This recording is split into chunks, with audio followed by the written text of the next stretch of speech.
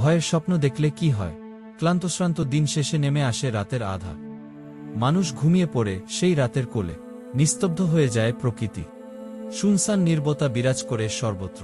ঘুমিয়ে পড়লেও কি থেমে থাকে কর্মচঞ্চল মানুষের কর্মায়ত্ত? কখনোই নয়।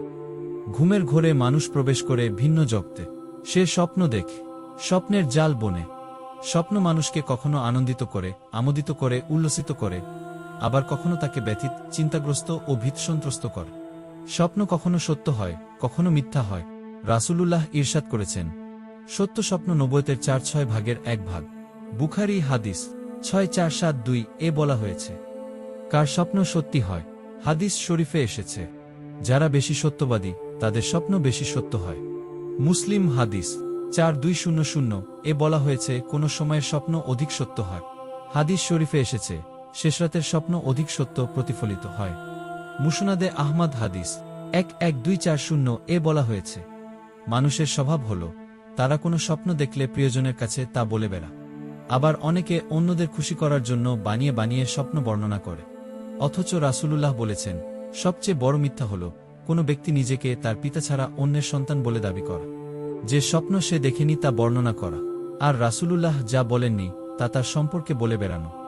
বুখারী হাদিস ৩৫০৯ এ বলা হয়েছে, ভালো স্বপ্ন দেখলে করণীয়। যদি কেউ ভালো স্বপ্ন দেখে তাহলে ৩টি কাজ করবে। আল্লাহ তাআলার প্রশংসা করে আলহামদুলিল্লাহ বলবে। এটা অন্যকে সুসংবাদ হিসেবে জানাবে। স্বপ্ন এমন ব্যক্তিকে বলবে যে তাকে ভালোবাসে। হযরত আবু কাতাদা থেকে বর্ণিত, রাসূলুল্লাহ ইরশাদ করেছেন, যখন তোমাদের কেউ এমন স্বপ্ন দেখে যা তার ভালো লাগে, তাহলে সে বুঝে নেবে এটা আল্লাহ তাআলার পক্ষ থেকে। সে এ স্বপ্নের জন্য আল্লাহর প্রশংসা করবে আর অন্যকে এ ব্যাপারে জানাবে। আর যদি এমন স্বপ্ন দেখে যা সে পছন্দ করে না, তাহলে বুঝে নেবে এটা শয়তানের পক্ষ থেকে।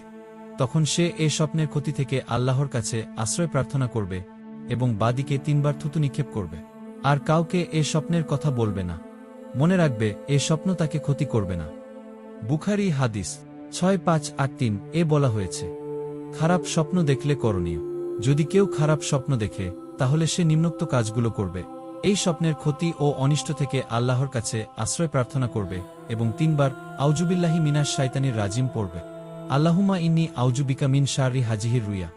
বাদিকে ৩ বার থুতু নিক্ষেপ করবে। যে কাতে ঘুমিয়ে খারাপ স্বপ্ন দেখেছে তা পরিবর্তন করে অন্য কাতে শুতে হবে। মুসলিম হাদিস ২২৬২ অবস্থা বদলে দেওয়ার ইঙ্গিতস্বরূপ এটা করা হয়ে থাকে। খারাপ স্বপ্ন দেখলে কারো কাছে বলবে না, আর নিজেও এর ব্যাখ্যা করতে চেষ্টা করবে না। বুখারী হাদিস ৬৫৮৩ এ বলা হয়েছে, নামাজ পড়বে। মুসলিম হাদিস ২২৬৩ এ বলা হয়েছে, স্বপ্নের ব্যাখ্যা কে দেবে? অনেকে না বুঝে যার তার কাছে স্বপ্নের বিষয় বলে বেড়া। এতে সে নিজেই নিজের ক্ষতির পথ প্রশস্ত করে। কেননা রাসূলুল্লাহ ইরশাদ করেছেন, স্বপ্নের ব্যাখ্যা যেভাবে করা হয় সেভাবে তা বাস্তবায়িত হয়। তোমাদের কেউ যখন স্বপ্ন দেখে তখন আলেম বা হিতাকাঙ্ক্ষী ছাড়া কারো কাছে তা বর্ণনা করবে না। মুস্তাদরাক ৪৩৯১ এ বলা হয়েছে, প্রখ্যাত স্বপ্নবিদ আল্লামা ইবনে সিরিন তার তাবিরুর রুইয়া গ্রন্থে উল্লেখ করেছেন, স্বপ্নের ব্যাখ্যাকারীদের জন্য কোরআনের তাফসিরের জ্ঞান, রাসূল এর হাদিস সম্পর্কে সম্যক জ্ঞান, আরবি ও অনারবি বিভিন্ন ভাষার শব্দের বিবর্তন সম্পর্কে অবশ্যই জ্ঞান থাকতে হবে। স্বপ্নের ব্যাখ্যা জানার জন্য বুজুর্গ, সূক্ষ্ম জ্ঞানের অধিকারী ও সুসাহিত্যিক হওয়া জরুরি।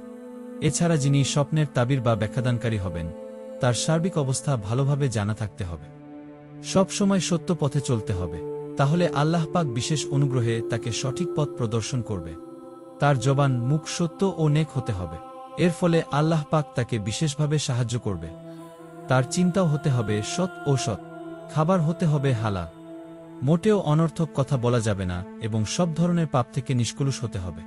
তাহলে তিনি জ্ঞানী ও নবীদের প্রকৃত উত্তরসূরি হিসেবে গণ্য হবেন।